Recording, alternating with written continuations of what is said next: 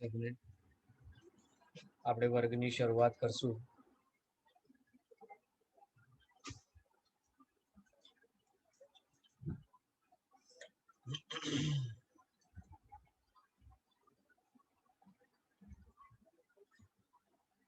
જય જગ જીવ જોણી વિયાણો જગ ગુરુ જગાનંદો જગના હો જગ બંધો જય જગ પિયામહો ભૈરમ ઓમકાર બિંદુ સંયુક્તમ નિત્યમ ધ્યાયન્તિ યોગિનઃ કામદમ મોક્ષદમ ચૈવ ઓમકારાય નમો નમઃ.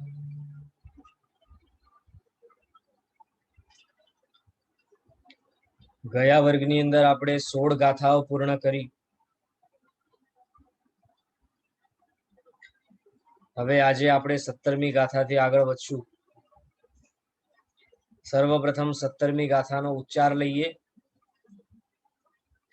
દેવિંદ ચક્કવટ્ટી તણાઈ રજ્જાઈ ઉત્તમા ભોગા પત્તા અનંત કુતો નય હું તંતિ ગૌતેહિમ. ફરી એકવાર. દેવિંદ ચક્કવટ્ટી તણાઈ રજ્જાઈ ઉત્તમા ભોગા પત્તા અનંત કુતો નય હું પતિમ ગૌતેહિમ.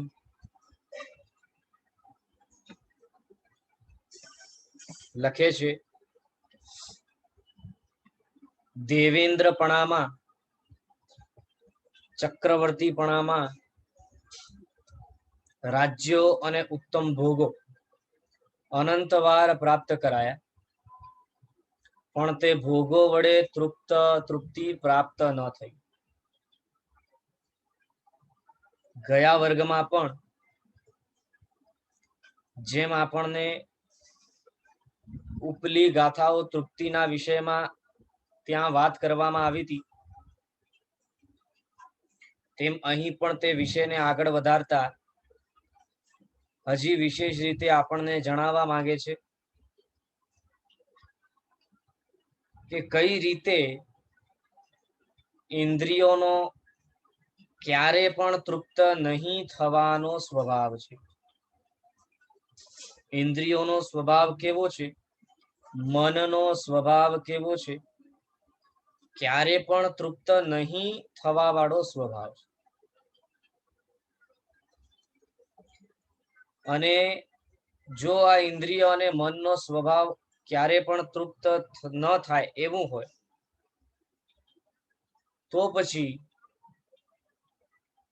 કોઈ પણ રીતે કોઈ પણ કાળે કેટલા પણ પ્રયત્નો વડે શું ક્યારે તેને તૃપ્ત કરી શકાય? ન કરી શકાય. તે જ વસ્તુ અહીં આ ગાથામાં પણ બતાવી. દેવેન્દ્રપણામાં અર્થાત ભવનપતિ, વ્યંતર, જ્યોતિષ, વૈમાનિક વગેરે જુદા જુદા દેવપણાના ભવોની અંદર આપણે દેવ તરીકે તો જન્મ્યા, વળી તે દેવપણામાં જન્મીને તે દેવપણામાં પણ મોટા મોટા હોદ્દાઓ આપણને મળ્યા છે. અને જેટલો વધારે હોદ્દો મોટો હોય એટલી વ્યવસ્થા વધારે સારી હોય. અનુકૂળતાઓની અપેક્ષા એની વાત. અનુકૂળતાઓ વગેરે ત્યાં વધારે વ્યવસ્થિત હોય. બીજા નીચલી કક્ષાના દેવો કરતા ઉપલી કક્ષાના દેવો પાસે સંપત્તિ, સમૃદ્ધિ જાજી હોય છે. અને એવું નથી કે આપણે તેવા પ્રકારના દેવ ભવોને ક્યારે ભોગવીને નથી આવ્યા. એટલે અનંતી વાર આપણે તેવા દેવ ભવોને પણ ભોગવી આવ્યા છે. કેટલી વાર? અનંતી વાર. અનંત અનંત. એ અનંતી વાર દેવ ભવો ભોગવાયા. ચક્રવર્તી વગેરે એવી અવસ્થાઓમાં પણ, રાજાઓ વગેરેની અવસ્થાઓમાં પણ જે ભોગ સુખો મળે છે, જે ભોગ સામગ્રી પ્રાપ્ત થાય છે, તે ભોગ સામગ્રી પણ આપણે ભોગવી. અને આવી ભોગ સામગ્રી ભોગવતા છતાં પણ જો આપણને સંતોષ થયો નથી, ઇન્દ્રિય અને મન ધરાયા નથી, તો પછી વર્તમાન કાળની અપેક્ષાએ જે હમણાં આપણને તુચ્છ અવસ્થા મળી છે, અર્થાત મનુષ્યનો ભવ તો મળ્યો અને મનુષ્ય ભવની અપેક્ષાએ ઉત્તમ ભવ મળ્યો, પણ આપણે કઈ શેઠને ઘરે, રાજા મહારાજાને ઘરે અથવા રાજા વગેરે તરીકે ઉત્પન્ન થયા નથી.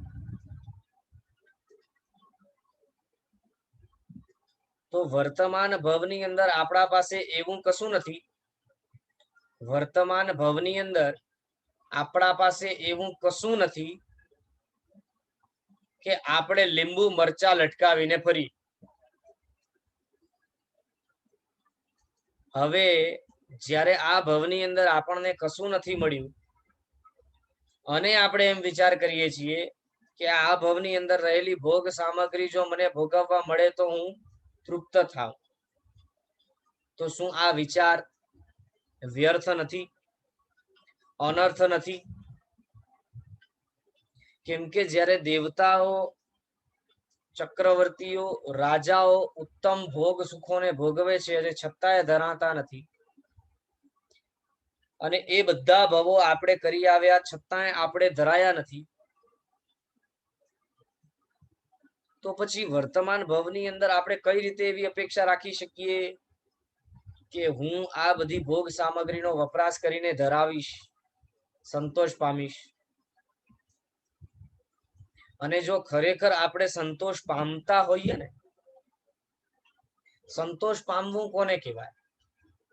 તૃપ્તિ થવી કોને કહેવાય? તૃપ્તિનો અર્થ શું છે? એક વખત જે આવી ત્યાર પછી ક્યારે જીવ અતૃપ્ત ન થાય તેને ખરેખર વાસ્તવિક તૃપ્તિ કહેવાય. જ્યાં કન્ટિન્યુઅસ અર્થાત નિરંતર તૃપ્તિનો અનુભવ જ નથી, તેવા પ્રકારની અવસ્થાને જે ભૌતિક સામગ્રી દ્વારા આપણે ભોગવીએ છીએ તેવા પ્રકારની આંશિક તૃપ્તિવાળી અવસ્થાને તૃપ્તિ કહેવાય જ નહીં. તે તો માત્ર તૃપ્તિનો આભાસ છે. શું છે? આભાસ છે. જેમ મૃગજળ હોય, તે રણમાં ઉનાળાના દિવસોમાં દૂર દૂર આપણને જલ દેખાતો, તે વાસ્તવમાં જલ નથી પણ જલનો આભાસ છે, માટે આપણે તેને મૃગજળ કહીએ. આપણને લાગે કે જલ છે પણ જલ હોતું નથી. તે જ રીતે ભોગ સામગ્રીને ભોગવતા ભોગવતા આપણને જે આંશિક તૃપ્તિનો અનુભવ થાય છે, તે તૃપ્તિ નથી. તે શું છે? તૃપ્તિનો આભાસ માત્ર છે. કેમ તૃપ્તિનો આભાસ માત્ર છે?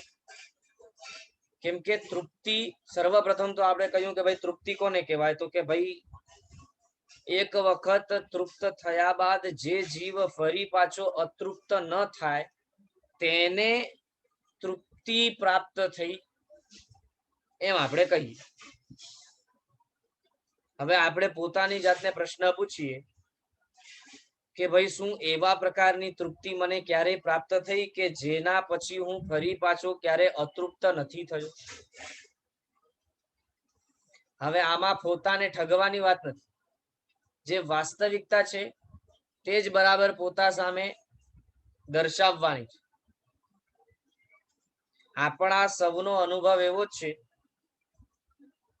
કે આપણે હજી સુધી તૃપ્ત થયા નથી, અને જો તૃપ્ત થઈ ગયા હોત તો પછી કોઈ ઈચ્છા જ ના હોય. ઈચ્છા છે એનો અર્થ જ એ છે કે તૃપ્ત નથી. બંને એકબીજાથી વિપરીત છે. તૃપ્તિ હોય તો ઈચ્છા ના હોય, ઈચ્છા હોય તો તૃપ્તિ ના હોય. માટે ભૌતિક સામગ્રીનો વપરાશ કરતા કરતા કરતા કરતા આપણે જે તૃપ્તિનો આભાસ લઈએ છીએ એ વાસ્તવિક તૃપ્તિ નથી, પરંતુ આપણને ઠગનારી તૃપ્તિનો આભાસ માત્ર છે. આપણને જે ઠગે છે એ તૃપ્તિનો આભાસ માત્ર છે. કઈ રીતે? આપણા અંદરમાં જે ઈચ્છાઓ પડેલી છે તે ઈચ્છાઓ પડે પડે પડે પડે વૃદ્ધિને પામે છે. અને વૃદ્ધિને પામતી એવી ઈચ્છા વધારે પડતું દુઃખ ઊભું કરે છે. આ જોઈએ છે પણ નથી મળ્યું, ઓલું જોઈએ છે પણ નથી મળ્યું, આવું થવું જોઈએ પણ નથી થતું. આ બધી વાતો, આ બધી અવસ્થાઓ, આ બધી ઈચ્છાઓ આપણને દુઃખી કરે, એટલે દુઃખ ઊભું કરે. એ ઈચ્છાઓના કારણે આપણે દુઃખી થઈએ છીએ. અને પછી એ દુઃખને ભેગું કરીને પછી કદાચ ક્યારેક ક્વચિત અવસરે કોક વસ્તુ આપણને ભોગવવા મળે કે કોક વસ્તુ આપણને જે રીતે ફાવે તે રીતે થાય તો આપણને એવું લાગે કે હાસ, જે મેં ઈચ્છ્યું તે રીતે થયું, અથવા તો જે મને જોઈતું હતું તે મને મળ્યું. અને ત્યાં આપણને એવું લાગે કે મને આનંદ થયો, મને તૃપ્તિ થઈ. પણ ત્યાં તો માત્ર જે ઈચ્છાઓથી દુઃખ ભેગો કર્યો હતો તે દુઃખ ઓછો થયો, ખાલી ઓછો થયો. સુખ તો ક્યાંય મળ્યું જ નથી, તૃપ્તિ તો ક્યાંય થઈ જ નથી. માત્ર દુઃખ ઓછો થયો. અને દુઃખને ઓછું કરવું, જો તેને આપણે તૃપ્તિ કહીએ તો શું આપણી ગણતરી મૂર્ખોમાં ન થાય? તમે વિચાર કરો, કોઈક એક વ્યક્તિ પોતાના માથા ઉપર 20, 25, 50 કિલો ભાર લઈને ચાલતો હોય. અને એ ભારનો વજન લઈને ચાલતા અમુક સમય સુધી ચાલ્યા બાદ તેને અતિશય વધારે થાક લાગે. એટલે એ ભારને લઈને તે ચાલી ન શકે. પછી ત્યારે પછી એ શું કરે? થોડી વાર માટે છે ને એ માથા ઉપર રહેલો ભાર ઓછો કરે, એટલે કે નીચે રાખે થોડી વાર.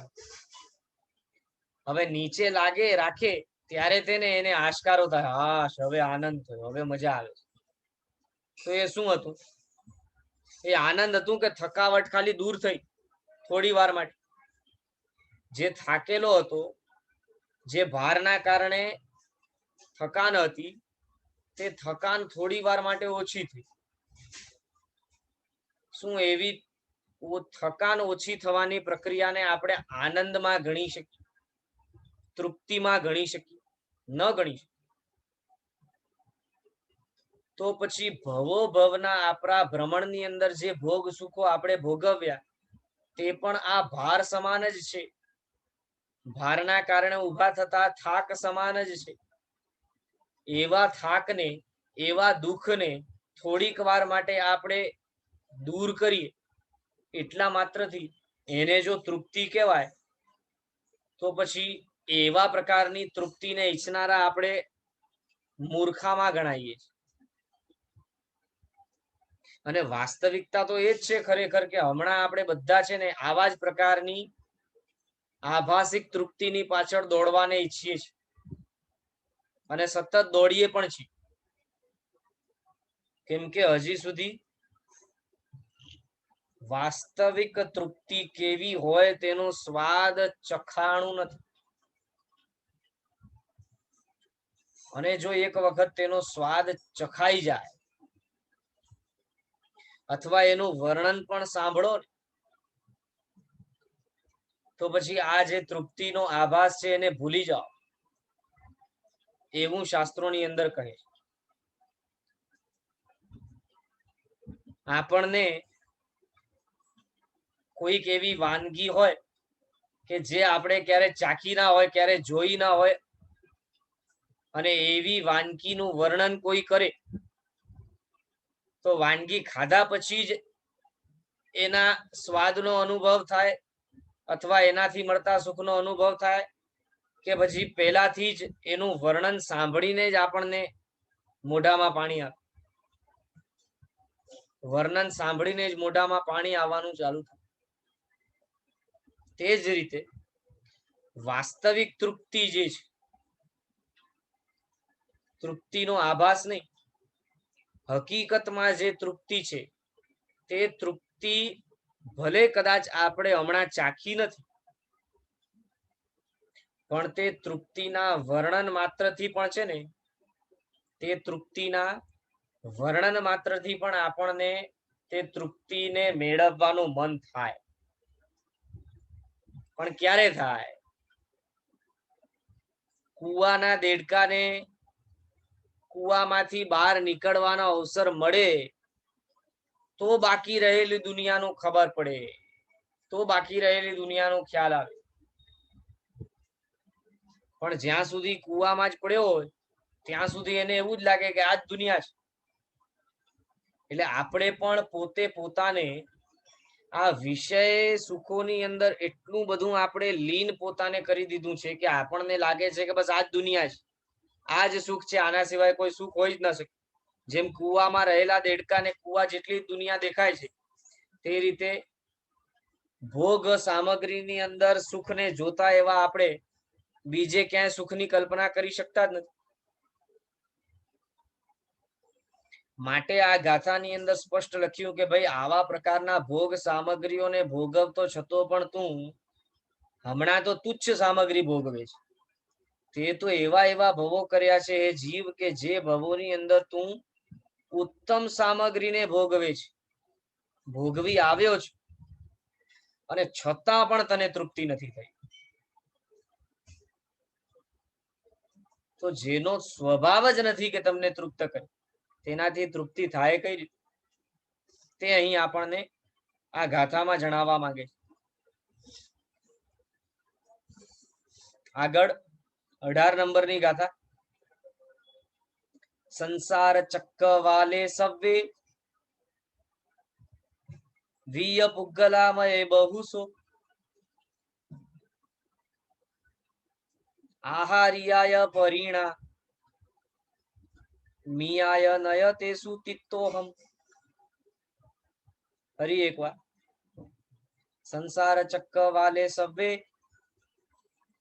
વીય પુગ્ગલામય બહુસો આહાર્યાય પરિણા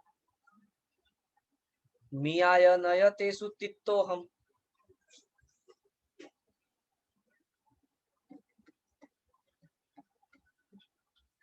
કહે છે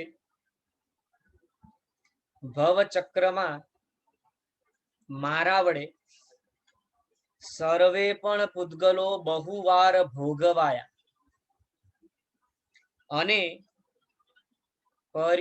પરિણમાયા, મુકાયા, તો પણ તેઓને વિશે હું તૃપ્ત થયો નથી.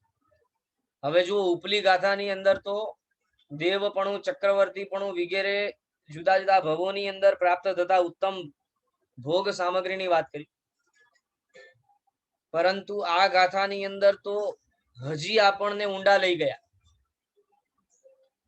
અને કહે છે સંપૂર્ણ 14 રાજલોકની અંદર રહેલા, સંપૂર્ણ 14 રાજલોકની અંદર રહેલા જેટલા પણ પૂતગલ પરમાણુઓ છે તે બધા પૂતગલ પરમાણુઓ આપણે ભોગવી આવ્યા છે.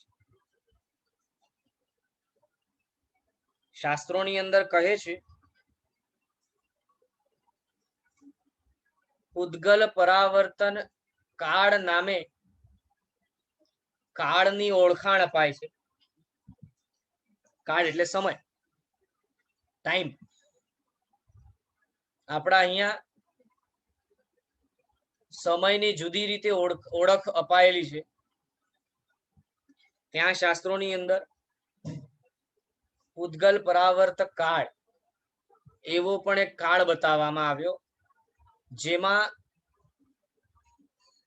અસંખ્ય અસંખ્ય અસંખ્ય અસંખ્ય વર્ષો વીતી જાય છે, અનંત વર્ષો વીતી જાય છે, એમ કહીએ તો કોઈ વાંધો નથી. અનંત વર્ષો વીતી જાય. વળી આ પૂતગલ પરાવર્ત કાળ જુદા જુદા બતાવવામાં આવ્યા છે. તેમાં એક દ્રવ્ય પૂતગલ પરાવર્ત કાળ છે. શું નામ છે? દ્રવ્ય પૂતગલ પરાવર્ત કાળ. આ દ્રવ્ય પૂતગલ પરાવર્ત કાળ એટલે શું? તો કહે છે સંપૂર્ણ 14 રાજલોકમાં જેટલા પણ પૂતગલ પરમાણુઓ છે, આપણને આ જેટલી બિલ્ડિંગો દેખાય છે, જેટલું પાણી દેખાય છે, જેટલી માટી દેખાય છે, જેટલા પર્વતો દેખાય છે, જેટલા દ્વીપ સમુદ્રો દેખાય છે, દેવ વિમાનો છે, નરક પૃથ્વીઓ છે, જેને આપણે કદાચ જોઈ શકીએ છીએ અથવા કલ્પના કરી શકીએ, એને તો આમાં ગણી જ લેવાનું. પરંતુ એવા પણ સંપૂર્ણ 14 રાજલોકની અંદર પૂતગલ પરમાણુઓ છે કે જે આપણી આજુબાજુમાં ઠાસી ઠાસીને રહેલા છે અને જે આપણને આપણી નરી આંખે દેખાતા નથી. આપણી આજુબાજુમાં વાતાવરણની અંદર પૂતગલ પરમાણુઓ ઠાસી ઠાસીને ભરેલા છે. વળી તેમાં જુદી જુદી કેટેગરી છે. આ સંપૂર્ણ પૂતગલ પરમાણુઓ બધા એકે પૂતગલ પરમાણુને છોડવાનું નથી. આ દરેકે દરેક પૂતગલ પરમાણુ આપણે પોતે આપણા ભોજન તરીકે અથવા તો આપણા શરીર તરીકે વાપરી ચૂક્યા છીએ, યુઝ કરી લીધું છે. આપણે કાં તો ભોજન તરીકે વપરાઈ ગયા છે અને કાં તો પછી આપણા શરીર સ્વરૂપે આપણે તેમને ગ્રહણ કરીને મૂકી દીધું છે.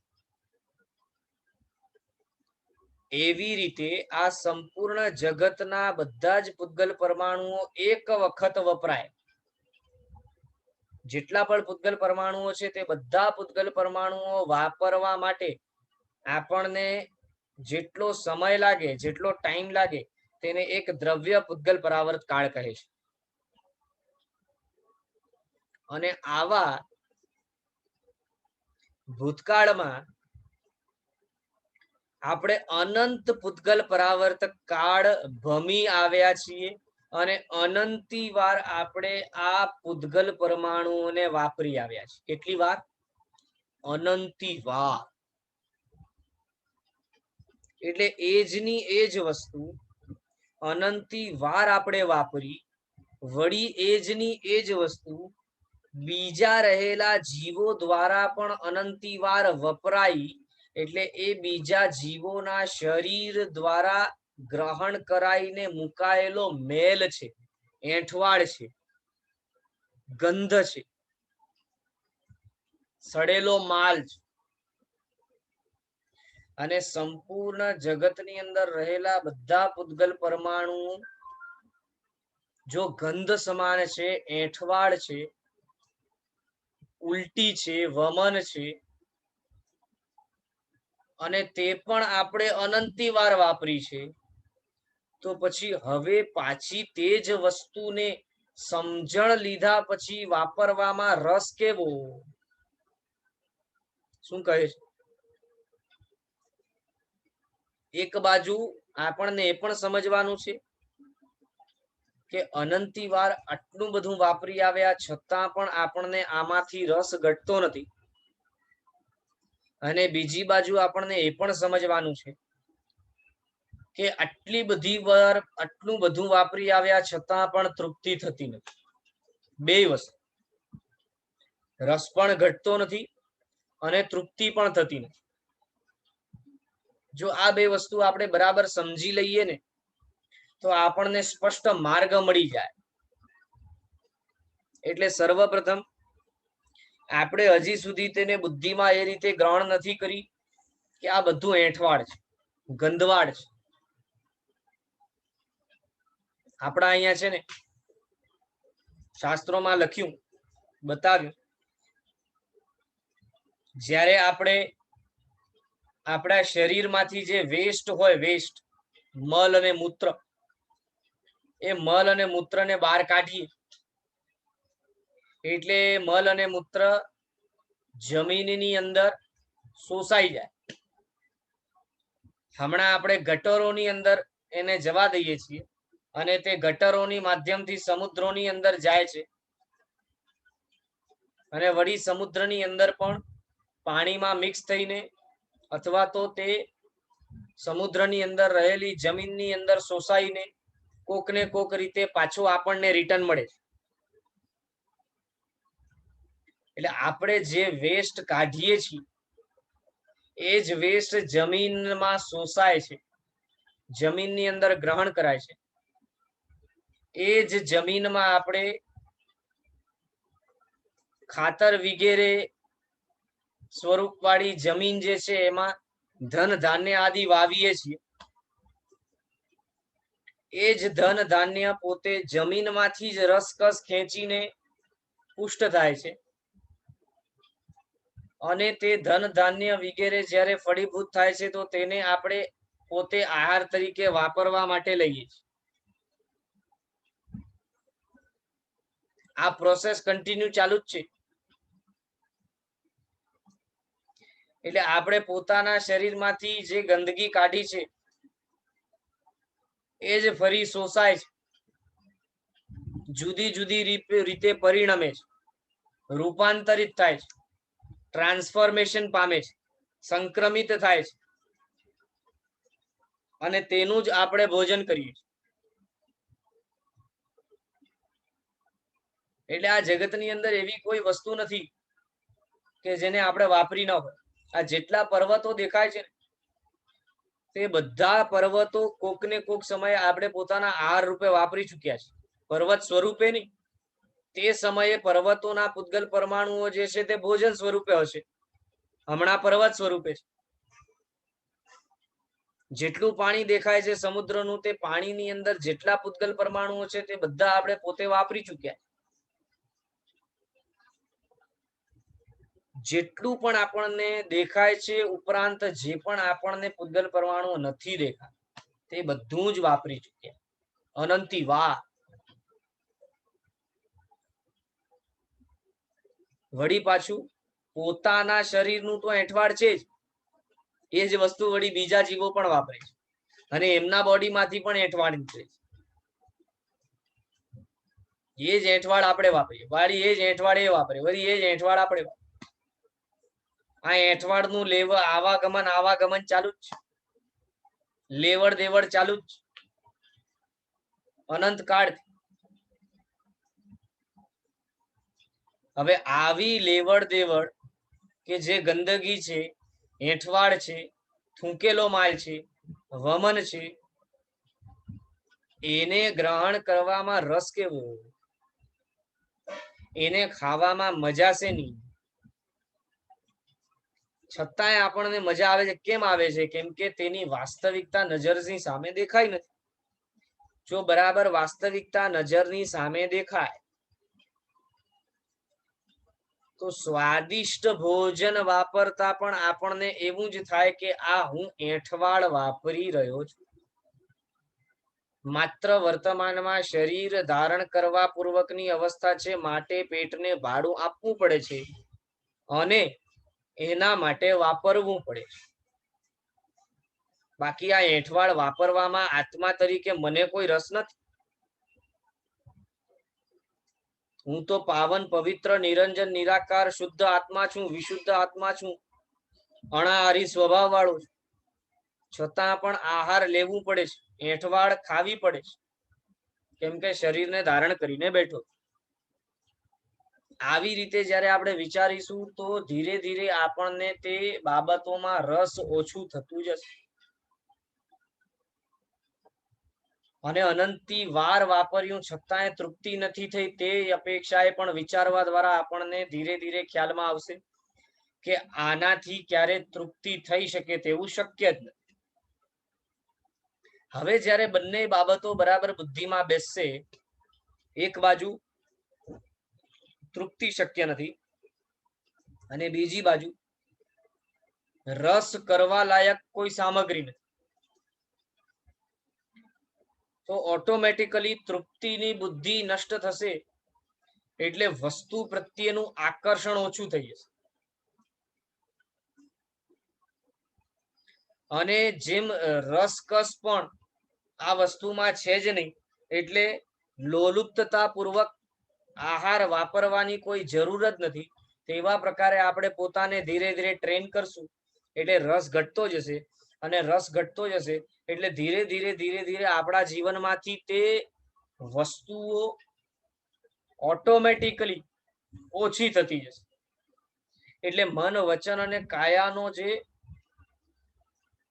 પ્રવાહ આખો એમાં લાગેલો છે, મન, વચન, કાયાની પ્રવૃત્તિ આખો દિવસ જે ભોગ સામગ્રીને ભેગું કરવામાં, તેને વાપરવામાં અને તેને સાચવવામાં લાગેલી છે, એની બદલી તે મન, વચન, કાયાની પ્રવૃત્તિ આપણે બીજી ઠેકાણે તેને વ્યવસ્થિત રીતે ઉપયોગમાં લઈશું. અને માટે આપણા અહીંયા શાસ્ત્રોની અંદર કહ્યું છે કે જેટલું બને તેટલું પોતાને સંયમની અંદર રાખ, બાઉન્ડ્રીની અંદર રાખ. કેમ? જેટલું વધારે આપણે પોતાને બાઉન્ડ્રીની અંદર રાખીએ તેટલું વધારે આપણે પોતાના મન, વચન, કાયાનો શુભ પ્રવૃત્તિમાં, ધર્મ આરાધનામાં ઉપયોગ કરી શકીએ અને વિશેષ તેનો લાભ લઈ અને આ ગંધવાળથી ભરેલા શરીરને પણ સદુપયોગમાં લઈ અને આપણે અનિત્ય એવા આ સાધન દ્વારા નિત્યપણાને પામવા માટેનો પુરુષાર્થ કરી શકશું.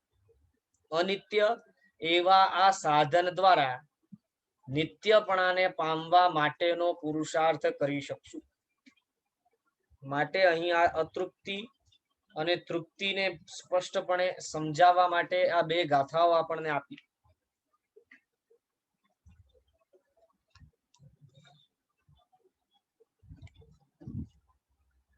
ઓગણીસમી ગાથાનો ઉચ્ચાર લઈએ. અવલેહો હોઈ ભોગેસુ, અભોગી નોવલિપ્પઈ, ભોગી ભમઈ સંસારે, અભોગી વિપ્પમુચ્ચઈ. ખૂબ જ સરસ ગાથા છે. આ ગાથા બરાબર આપણા બુદ્ધિમાં બેસી ગઈ તો આપણે ધીરે ધીરે ધીરે ધીરે સંસારને છોડવાની શક્તિ કેળવી શકશું. ફરી એકવાર. અવલેહો હોઈ ભોગેસુ, અભોગી નોવલિપ્પઈ, ભોગી ભમઈ સંસારે, અભોગી વિપ્પમુચ્ચઈ. કહે છે ભોગ વડે કરીને આત્મા લેપાય, અભોગી લેપાતો નથી. ભોગી સંસારમાં ભમે છે, અભોગી મુક્ત થાય છે.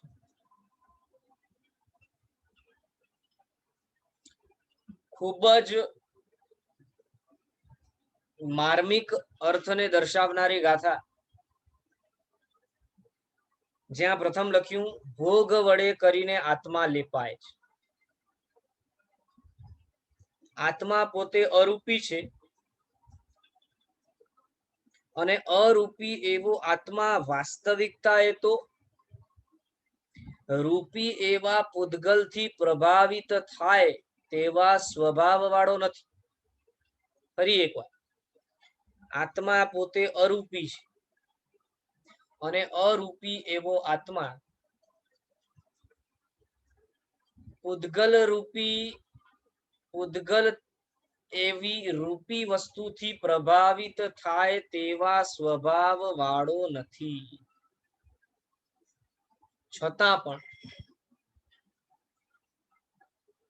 ભોગવવાની ઈચ્છા જે રહી છે.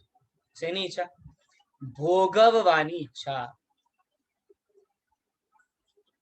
આ ભોગવવાની ઈચ્છા જે છે તેના કારણે જ આત્મા કર્મથી લેપાય છે, પૂતગલથી પ્રભાવિત થાય છે અને પૂતગલનું આરોપણ આત્મામાં થવાના કારણે બધા જ પ્રકારના કર્મના ઉદય આત્માને ભોગવવા પડે છે. શું કહ્યું? જેને ભોગવવાની ઈચ્છા છે તેવો આત્મા જ કર્મથી લેપાય. જેને ભોગવવાની ઈચ્છા નથી, ભોગવવાની ઈચ્છા નથી એટલે ઈચ્છા માત્ર નથી.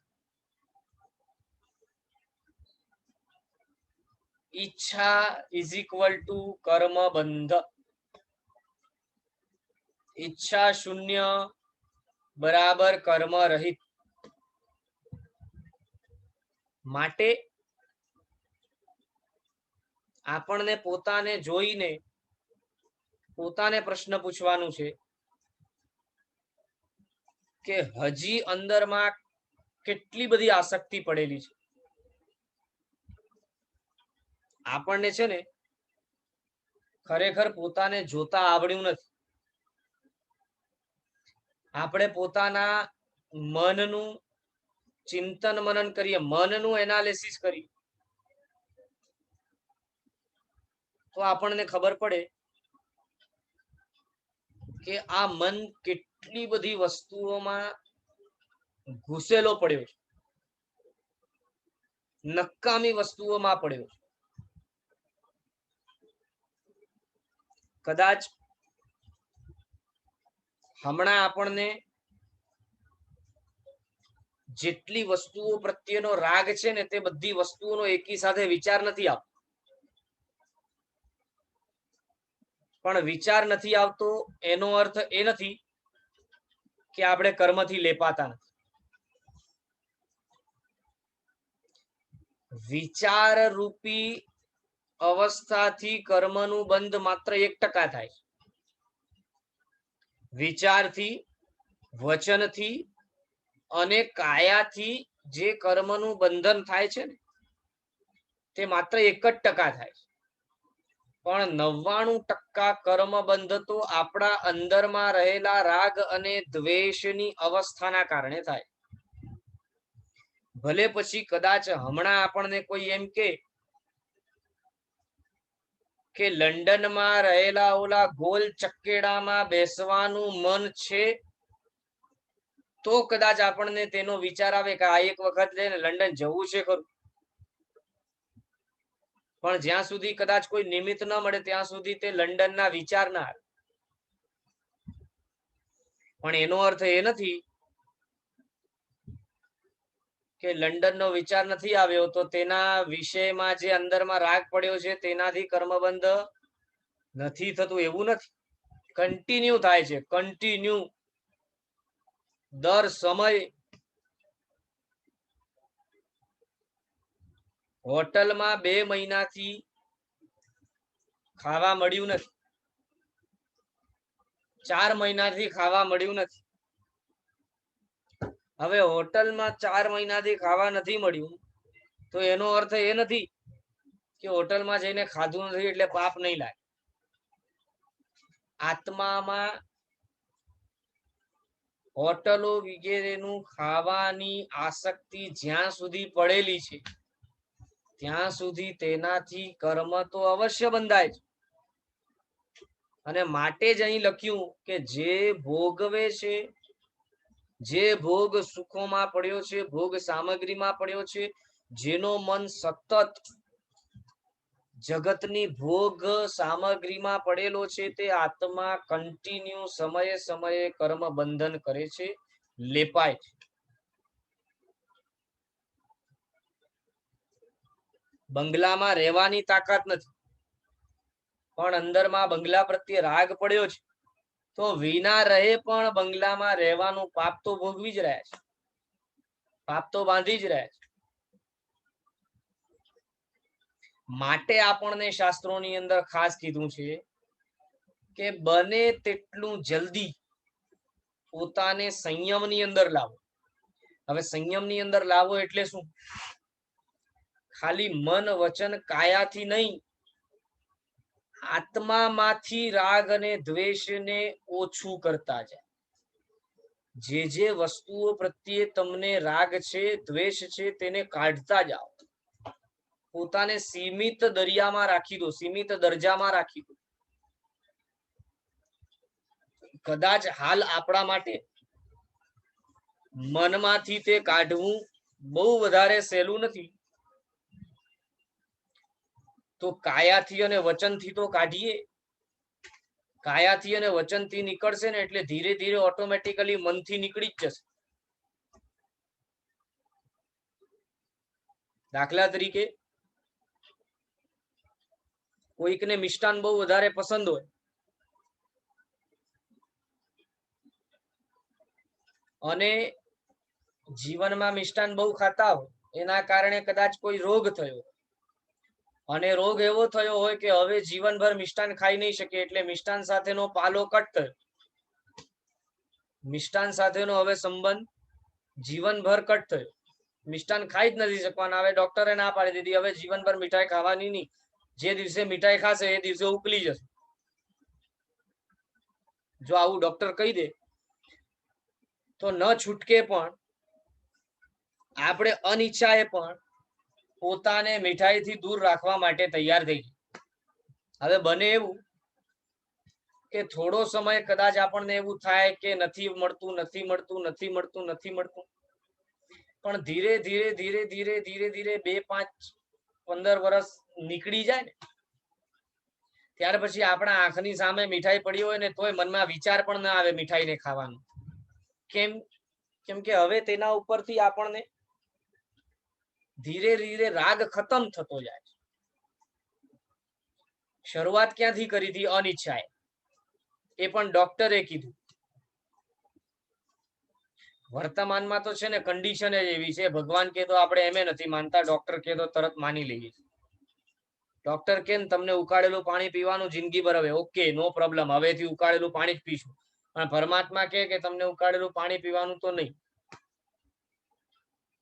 એટલે વિચાર કરો, 3 લોકના નાથ એવા પરમાત્મા કરતા પણ આપણને જુમા 2-4 વર્ષની ડિગ્રી લઈને જે ડોક્ટર બની ગયા છે તેમની વાત ઉપર વધારે વિશ્વાસ બેસે છે, તેમની વાત વધારે આપણે બુદ્ધિમાં લઈએ છીએ. અને અનંત કાળથી અનંત જ્ઞાની એવા પરમાત્માઓ જ્યારે આપણને કહે છે તે બધી આજ્ઞાઓની આપણને કોઈ નાવા નીચોવાનો કોઈ સંબંધ નથી. અહીંયા મુદ્દો એ છે કે જેમ જેમ આપણે પોતાને વસ્તુઓથી દૂર કરશું, ધીરે ધીરે ધીરે ધીરે પોતાને બાઉન્ડ્રીમાં લઈશું, તો ભોગ સામગ્રી પ્રત્યેની જે આસક્તિ છે, તે રાગ છે, એ ઓછો થતો જશે. હા, શરૂઆતમાં વાર લાગશે, પણ પોતાને એવો માહોલ જ નહીં આપો કે જેના કારણે વારે ઘડીએ નિમિત્ત મળે. જો નિમિત્તોથી દૂર રહીશું તો ધીરે ધીરે અવશ્ય ફાયદો દેખાશે. પણ જે ખરેખર આ નથી કરતો અને ભોગ સુખોમાં લેપાય છે તે આત્મા અવશ્ય કર્મોથી બંધાય જ છે.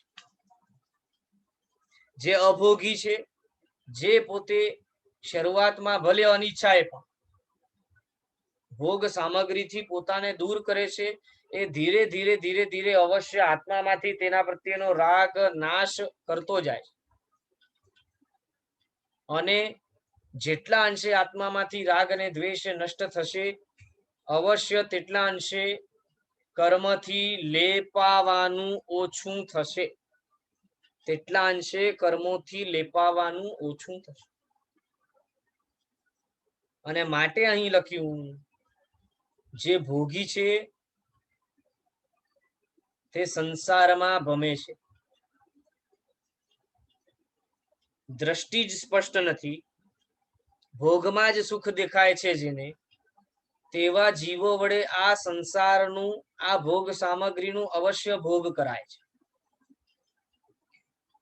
અને ભોગ કરતા સમયે પણ વિશેષ રીતે રાગ દ્વેષ કષાયો વગેરે કરીને જીવ હજી વધારે ભવનું ભ્રમણ વધારતો જાય છે, સંસારનું ભ્રમણ વધારતો જાય છે. માટે ભોગ સામગ્રીની અંદર આસક્ત એવા જીવોને ખરેખર આ સંસાર અનંત છે, બંગડી જેવો ગોલ છે, જેનો કોઈ અંત દેખાય જ. અને જે પરમાત્માના વચનોને ગ્રહણ કરીને ધીરે ધીરે પોતાના જીવનમાં ભોગ સામગ્રીથી પોતાનો જે કનેક્શન છે, સંબંધ છે, એને તોડશે, આત્મામાંથી તેનો રાગ દ્વેષ ઓછો કરશે, અટેચમેન્ટ જે રહેલું છે તે ખતમ કરશે, ડિટેચ થશે, તો અવશ્ય તે જીવો મુક્તિ તરફ આગળ વધી શકશે. અને મુક્તિ એટલે શું? મુક્તિનું બીજું નામ પરમ સુખ, મુક્તિનું બીજું નામ પરમાનંદ, મુક્તિનું બીજું નામ આનંદ ઘન, મુક્તિનું બીજું નામ કાયમ માટેનું સુખ, અવ્યાબાદ સુખ. તો શું આ દુઃખને શમાવનારું સુખ જોઈએ છે કે પછી કાયમ માટેનું સુખ જોઈએ? ભારથી થાકી ગયેલા માણસને જેમ થાક ઉતારવા માટે ભારને મૂકવું પડે છે, તેવા પ્રકારની રાહત જોઈએ છે કે પછી કાયમ માટે ભારથી રહિત અવસ્થા જોઈએ? અવસ્થા કઈ જોઈએ છે એ નક્કી કરવા જેવું છે. અને જેણે નક્કી કરી લીધું તે અવશ્ય પોતાના જીવનમાં ભોગ સામગ્રીથી દૂર થતો જાય છે, ઇન્દ્રિયોને પોતાનો ગુલામ બનાવે છે, પોતે ઇન્દ્રિયોનો ગુલામ નથી બનતો. અને ઇન્દ્રિયોનો ગુલામ જો પોતે ન બની તો ધીરે ધીરે ધીરે ધીરે અવશ્ય તે જીવ રાગ દ્વેષને મંદ કરીને મુક્તિ તરફ પોતે આગળ વધી શકે છે. માટે અહીં આ રીતે આપણને આ ગાથાની અંદર ભોગી કોણ છે, અભોગી કોણ છે તે સમજાવ્યું, ભોગીની અવસ્થા કેવી છે અને અભોગીની અવસ્થા કેવી છે તે સમજાવ્યું. જુઓ, સંસારની અંદર ભોગ સામગ્રીને વાપરવી એ અવસ્થા જુદી છે અને તેના પ્રત્યે રહેલી આસક્તિની અવસ્થા જુદી છે. છતાં પણ વર્તમાન કાળની અંદર આપણી એવી કોઈ વિશેષ તાકાત નથી કે આપણે ભોગ સામગ્રીને વાપરીએ છતાં પણ તેના પ્રત્યે આસક્તિથી શૂન્ય હોય. આપણું કોઈ એવું સંગ્રહણ નથી, આપણું કોઈ એવું મનોબળ નથી. માટે એવી કોઈ ભૂલે ચૂકે કરવાની નથી કે હું વાપરીને પણ ભોગ સામગ્રીનો વપરાશ કરીને પણ એનાથી દૂર રહીને બતાવીશ, એના પ્રત્યે નિરાસક્ત થઈને બતાવીશ. નહીં, આવી કોઈ હોડ લેવાની જરૂર નથી. જ્યારે પહેલા સંગ્રહણનો ભાવ મળશે ત્યારે મનોબળ મજબૂત હશે, તે સમયે આવી હોડ લઈશું. હમણાં આવી રીતે કંઈ કરવાની જરૂર નથી. હમણાં તો પોતાને વસ્તુઓથી, સામગ્રીથી, ભોગ જગતથી દૂર રાખવું એ જ આપણા માટે શ્રેયસ્કર છે. નિમિત્તોથી જેટલા દૂર રહીશું એટલી વધારે આસક્તિ ઓછી થશે.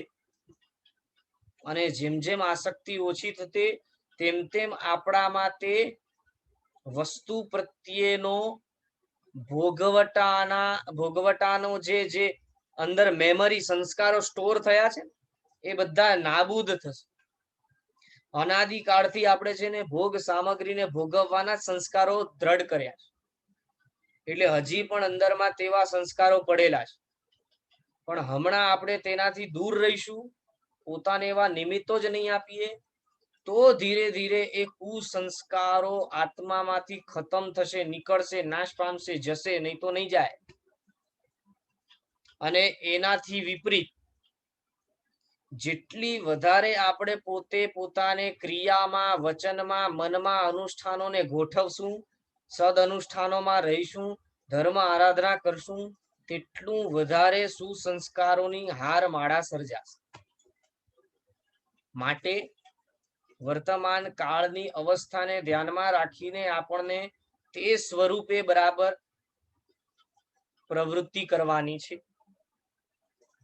ખાલી કથાનકોને અણસમજથી ગ્રહણ કરીને ઓલા ફલાણા મહાત્માએ અને ઢીકણા મહાત્માએ આવું કર્યું હતું, ભોગ સામગ્રીને વાપરીને પણ પોતે અનાસક્ત રહ્યા હતા, હું પણ એવું કરી શકું? કઈ નહીં, તંબુરો આપણામાં જરાય તાકાત નથી. માટે એવી કોઈ અવસ્થાને, એવી કોઈ હોશિયારી કરવાની કોઈ આપણને હમણાં જરૂર નથી, બિલકુલ નહીં. ગાથા નંબર 20 અને 21 બે ગાથાઓ સાથે છે.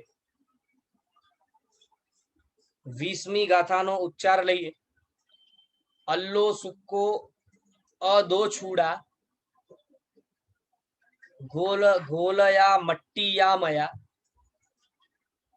દોવી આવડિયા કુડે, જો અલ્લો સો તથ્થ લગ ગઈ. ફરી એકવાર.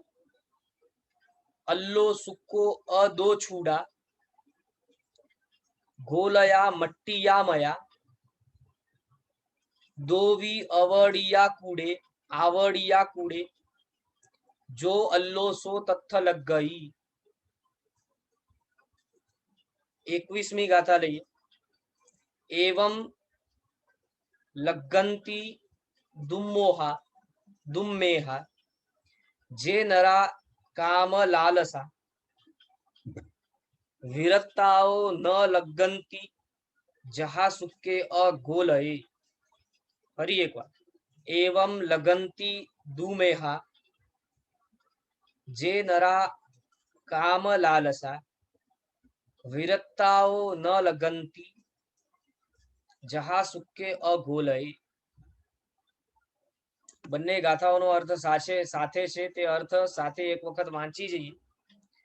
એક ભીનો અને એક સૂકો એમ બે માટીના ગોળા કોઈ વડે ભીંત ઉપર ફેંકાયા.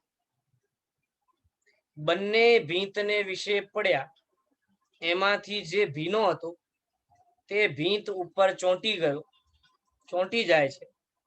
એ જ પ્રમાણે જે પુરુષો કામમાં લંપટ અને દુર્બુદ્ધિ વાળા હોય છે, તે ભીના ગોળાની જેમ સ્ત્રી આદિની સાથે લાગે છે, અને જેઓ વિરક્ત હોય છે તેઓ સૂકા ગોળાની જેમ લાગતા નથી, ચોંટતા નથી. આનો પણ વિશેષાર્થ આપણે આવનારા વર્ગની અંદર લેવાનો પ્રયત્ન કરશું. આજ માટે આપણે આટલું રાખીએ છીએ. આટલા વિષયમાં કોઈને પણ કોઈ પણ પ્રશ્ન હોય તો આપ હેન્ડ રેઝ કરો. હેન્ડ રેઝ કરીને આપ પૂછી શકો.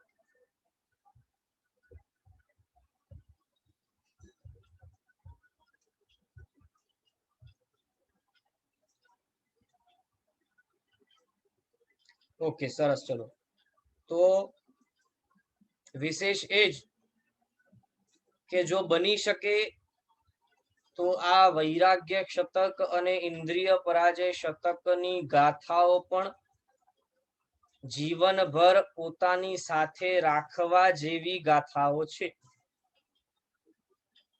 અવશ્ય બની શકે તો ગાથાઓને કંઠસ્થ કરો, અને તેનો અર્થ પણ બની શકે તો કંઠસ્થ કરો, જેનાથી તે ગાથાઓ તમારી સાથે રહે. અને જ્યારે જ્યારે જીવનમાં કદાચ આપણને લોલુપ્તતા, રાગ, દ્વેષ આદિ થવાનો અવસર આવે તો આ ગાથાઓને યાદ કરીને આપણે તેનાથી પીછેહટ કરી શકીએ.